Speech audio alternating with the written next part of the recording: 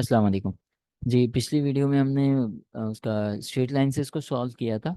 अब सेकंड वाले में आज के में हम लोग वो करेंगे, उसी की कंटिन्यूएशन में वही क्वेश्चन को फॉलो करेंगे। लेकिन हम सिर्फ अब डिक्लाइनिंग मेथड या डिमिनिशिंग बैलेंस मेथड से इसको सॉल्व करेंगे। सेम सेम वो हैं चीज़ें। सिर्फ हमारे पास रिक्वायरमेंट, हम सिर्फ मेथड चेंज हो रहा है, बाकी सारी वही चीज़ें हैं। राइट। अब आ जाते हैं, पहले कैलकुलेशन देख लेते हैं। ठीक है। इसमें आप क्या कर रहे होते हो, इसका फॉर्मूला क्या है? डिमिनिशिंग निकालने के लिए cost minus accumulated depreciation multiply by rate. In simple words अगर बात करें तो आपकी जो वो डेप्रिसिएशन या एनुअल डेप्रिसिएशन निकालने का जो फॉर्मूला बताता है ना, वो ये क्या निकालता है? कॉस्ट, उसमें से माइनस कर दें लेस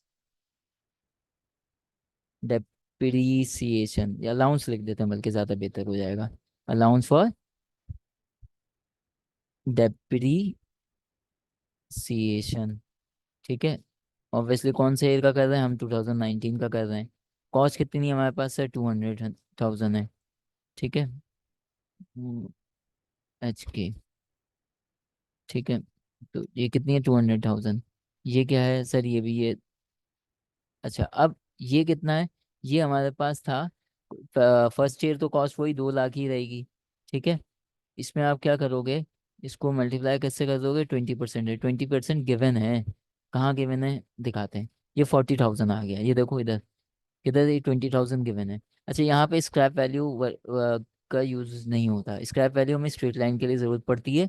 जब रेट अगर गिवन होता है डिमिनिशिंग में, तो हमें अ, उसकी ज़रूरत नहीं पड़ती स्क्रैप वैल्यू की। जब रेट गिवन होता है डिमिनिशिंग में, तब आपको उसकी ज़रूरत नहीं होती स्क्रैप वैल्यू की। ठीक है। तो हमने पहले स्टेप पे क्या कर रहे हैं, ये हमने क्या कर दिया, ये 2019 के लिए कर रहे हैं। क्या कर रहे हैं? कैलकुलेशन बता दी 2 लाख, और यही मैंने वही साइड पे वही काम किया। अच्छा, लेकिन सर इसका क्या है? अच्छा, ये 20 हमें ये आया, हमें 9 मंथ्स का, वही 9 मंथ यूज़ किया है, सेम वही केस है। तो 12 से मल्टी डिवाइड किया, ये 1 मंथ का आ गया, मल्टीप्लाई बाय 9 कर दिया, तो हमें वही 30,000 आ गया। ठीक है। तो मैं एक काम ये कर रहा हूँ, मैं डायरेक्ट 30,000 लिख रहा हूँ। ठीक है। यहाँ पे, वहाँ पे मैंने कैलकुलेशन बता दी है, यहाँ पे मैं डायरेक्ट लिख रहा हूँ। ठीक है। देन अब क्या करेंगे? एक सेकंड रुक जाएंगे हम, जो है ना, होम पे जाके इसके बॉर्डर्स लगा लेते हैं। ठीक है, ये बॉर्डर लगा दिया हमने। और इसको अगर हम सॉल्व करने के लिए जाएं, तो हमारे पास ये 170 आ गया। ये क्या आ गया? नेट बुक वैल्यू, क्या बोलते हैं इसको? नेट बुक वैल्यू, या फिर written down value. Net book value या written down value. Written down value ज़्यादातर टैक्स वाले यूज़ करते हैं।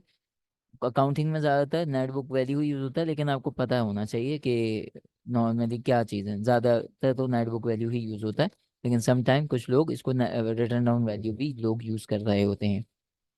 ठीक है। फिर क्या करेंगे? फिर अगले साल आएंगे, फिर नेक्स्ट ईयर भी आप यही करोगे। लेकिन फ़र्क इतना होगा, पहले हम सिर्फ कॉस्ट का ही लेते थे। अगर स्ट्रेट लाइन से चलना होगा, अगर फॉर एग्जाम्पल रेट भी दिया हुआ है, तो 20% हमेशा कॉस्ट का लेगा, 2 लाख का। ठीक है। उससे एनुअल डेप्रिसिएशन चेंज नहीं होता, लेकिन इसमें क्या होता है, आपका एनुअल डेप्रिसिएशन चेंज होता है, तो 170 का 20% लूंगा। ठीक है। 170 का 20% लूंगा, तो इसीलिए उसने फॉर्मूला क्या बनाया है? Cost minus accumulated depreciation multiply by rate. तो वही कर रहे हैं हम। 70 कॉस्ट माइनस एक्यूमुलेटेड डेप्रिसिएशन, ये ऑब्वियसली इससे पहले कुछ है नहीं, यही एक्यूमुलेटेड है। यही कर लोगे, सही है, तो 74। इसी तरीके से हम क्या करेंगे? इधर आए, हमने ये कर दिया। ठीक है। यही नेट बुक वैल्यू आ गया और रिटर्न डाउन वैल्यू आ गया। फिर थर्ड ईयर के लिए कर लेते हैं। थर्ड ईयर के लिए क्या करोगे सर? यही फॉर्मूला कॉपी कर दें। सही हो गया। यही फॉर्मूला कॉपी हो गया, और यही आपका सिर्फ एक काम ये कर देते हैं, इसको कर देते हैं 2021, और ये हो गई नेट बुक वैल्यू। ये हमने एक कैलकुलेशन कुछ लोग यूं करके बनाते हैं, सर ये तरीका भी सही है, ये भी गलत नहीं है। और अगर आप ये करना चाहें तो ये देखो, यही तरीका यहाँ पे भी कर लेते हैं। ये देखो, 2021, ये वही कैलकुलेशन है।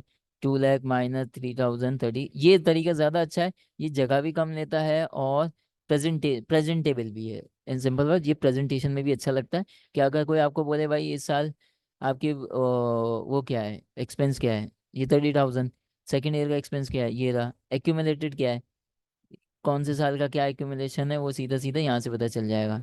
ठीक है। अच्छा, कुछ चाहो तो इसमें नेट बुक वैल्यू ऐड कर दो, ये लो नेट बुक वैल्यू भी ले लेते हैं। Net book value, net book value कैसे निकालोगे सर? ये अच्छा, 2 लाख तो हमारे पास इसमें कॉस्ट है नहीं, तो एक काम करते हैं, हम इसमें 2 लाख ले लेते हैं।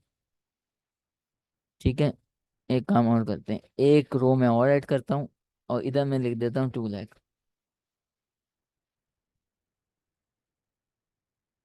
टू लाख हो गया। अब पिछली क्या थी, ये थी,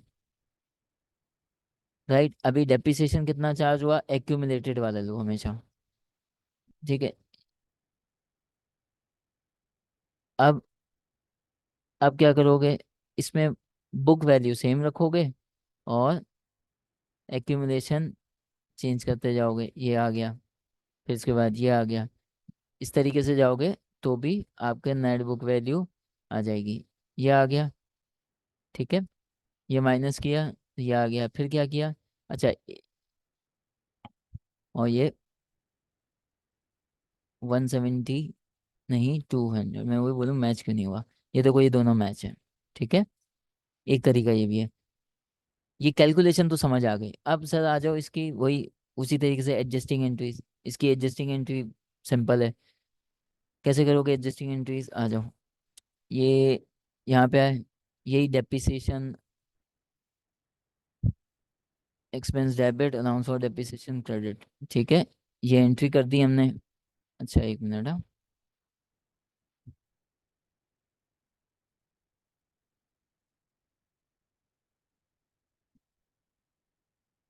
depreciation expense debit, allowance for depreciation credit, अच्छा ये 2019 है, इसको सही कर देते हैं हम डेट को। ठीक हो गया। और ये आपके पास अमाउंट आ गया 30,000, फिर सेकेंड ईयर भी यही किया आपने। ठीक है। और इसकी भी हेडिंग नरेशन सही कर लेते हैं, 2020 है ना। फिर डेट, राइट, फिर आ जाए यहाँ पे क्लोजिंग। सर जो चीज़ डेबिट होती है वो क्रेडिट कर दें, फिर एक्सपेंस एंड समरी, ये प्रॉफिट एंड लॉस अकाउंट के अगेंस्ट में क्लोज कर दें इसको। ठीक है। 3 साल का आप ऐसे ही इसको रिकॉर्ड करोगे। सेम बाकी चीज़ें सारी सेम है, सिर्फ क्या है वो कैलकुलेशन बेस पे चेंज, कैलकुलेशन का बेसिस चेंज हो गए, तो उसकी वजह से अमाउंट चेंज हो गया, अमाउंट चेंज हो गया तो उसकी बुक वैल्यू चेंज हो गई, हर चीज़ चेंज होती चली जाएगी। ठीक है। अच्छा, इसको भी हम थोड़ा सा नॉर्मलाइज कर देते हैं ताकि हमारा व्यू जो है ना अच्छा हो जाए, मतलब विजिबिलिटी बढ़ जाए। हम वही मशीन के केस में तो कोई चीज़ चेंज नहीं आएगा क्योंकि अमाउंट और प्राइजेस सब सेम है, इसमें कुछ चेंज नहीं है, तो मैं इसको as it is copy paste कर रहा हूँ, कुछ नहीं कर रहा, मैं आगे जंप कर रहा हूँ। ये हमने पिछली वाली वीडियो में देख चुके हैं, स्ट्रेट लाइन का जब कर रहे थे, तो उधर जाके फॉलो कर लो तो समझ आ जाएगा। ठीक है। वैसे कुछ भी नहीं कर रहा, कैश वाओ कर रहा हूँ, राइट। अब आ जाओ डेप्रिसिएशन, डेप्रिसिएशन का भी सेम वही है, depreciation expense debit, allowance for depreciation credit, सिर्फ अमाउंट का डिफरेंस आ रहा होगा, ट्रीटमेंट सेम रहेगा, बाकी कुछ चेंज नहीं होगा। ठीक है।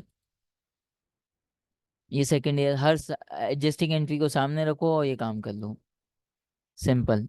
हर साल करते जा रहे हैं, और हम इसको क्लोज करते जा रहे हैं किससे, एक्सपेंस एंड समरी से, राइट। ये हमारा हो गया क्लोज। अब आ जाओ अलाउंस पे। अलाउंस क्या होता है, क्रेडिट होता है सर, इसको क्रेडिट करें, किसके अगेंस्ट में होता है, डेप्रिसिएशन के, किस डेट को होता है, इसको होता है बैलेंस सीएफ लिख लें, ये इसको क्लोज कर दें सर। फिर आ जाएं, इसका बीएफ भी आएगा, मतलब ट्रांसफर कर दिया है, 34,000 ये कर दिया। ठीक है।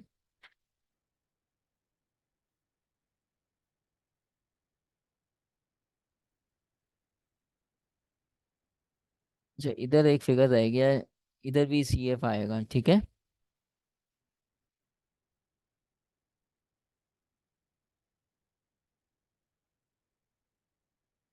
राइट। अच्छा, इसी तरीके से ये खाली बैलेंस शीट का जो अलाउंस फॉर डेप्रिसिएशन है, एक्यूमुलेटेड डेप्रिसिएशन सॉरी, अब ये देखो ये 10800, और ये आपका हमने जो पीछे नेट बुक वैल्यू का बनाया था, अभी जो टेबल बनाया था वो देखो इससे मैच कर रहा होगा।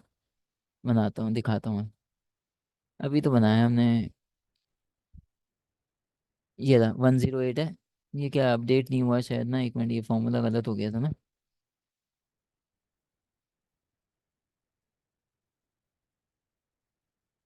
ये देखो नेट बुक वैल्यू साल के आखिर में, ठीक है, ये दोनों मैच भी है। राइट। Thank you.